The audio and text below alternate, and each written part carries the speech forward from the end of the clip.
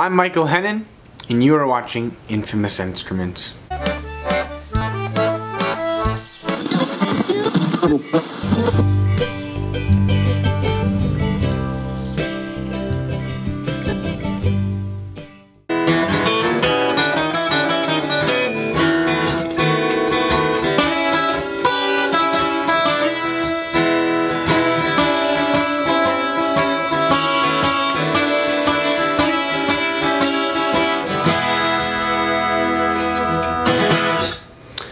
What's up, everybody?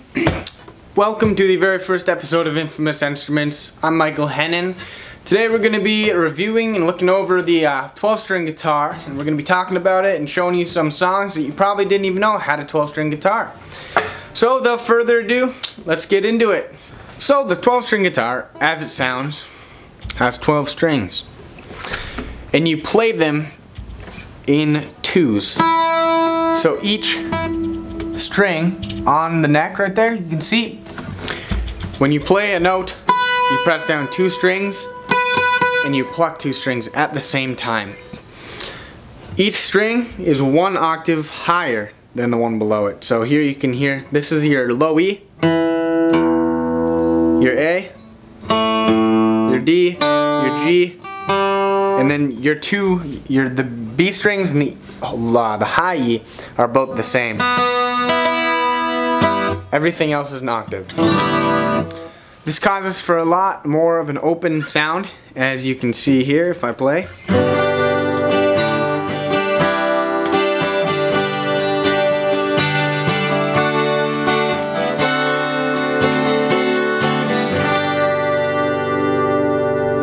You can hear it's a lot fuller than what a 6-string would sound like. I'll play that exact same thing on my 6-string right now.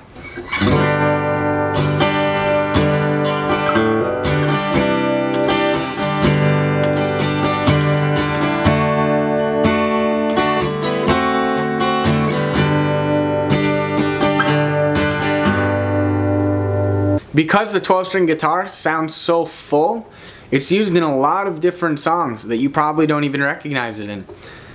This one is one of the most popular, and you definitely know it. Although they are a blocker, so I cannot play it to its entirety, but I can play part of it.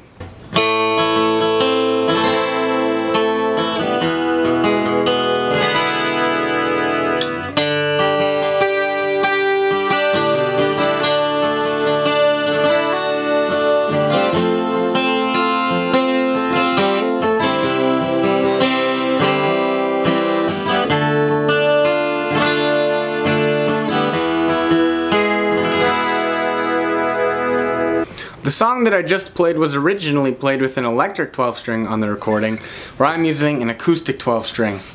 There's not a lot of difference other than the electric version is an electric guitar like these ones up here, and the acoustic is an acoustic guitar like the one I'm holding. So it might have sounded a little bit different, but you get the idea.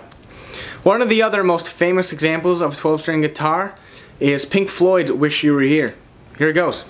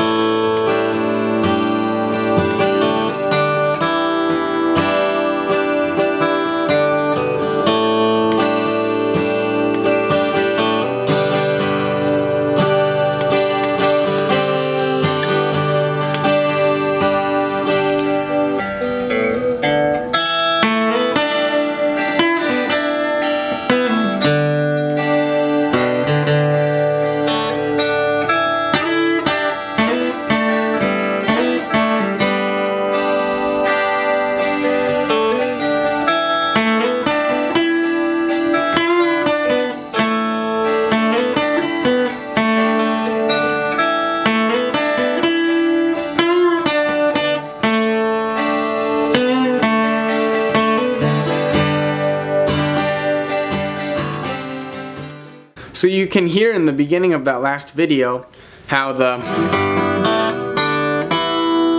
in the 6-string guitar solo,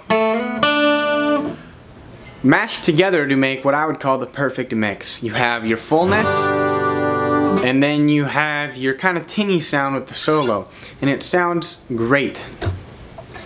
So the 12 string was actually invented in the 1930s, and it was originally used for folk and jazz music in different kind of stuff.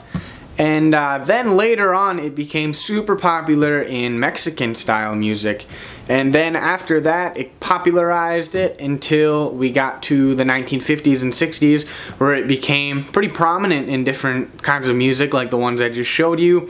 So before we get into our last song of the day, I just want everyone to know that I could have chosen a plethora of songs. There are tons of good songs with 12 strings in them. These are just my list, but you should leave your list if you have any good ones down in the comments below. So without further ado, here is by far the most famous 12 string song.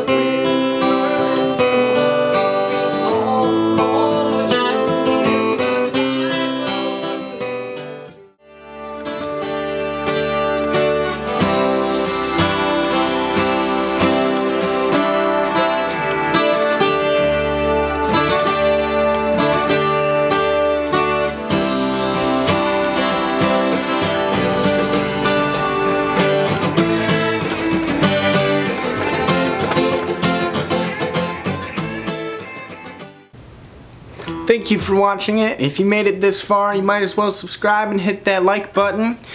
Make sure to stay tuned for new episodes that are coming out every 2 weeks. So whatever time you're watching this, check back in 2 weeks for another video. And make sure you follow us on Twitter at JHS Creative Communications.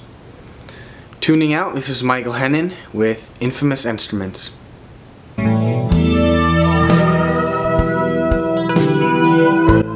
If you would like to see more videos like this, check out my new YouTube channel at JHS Communications. Starting April 7th, every other week, I will be posting a new video on a new instrument, talking about its history, and then playing it and showing how it works. Thank you.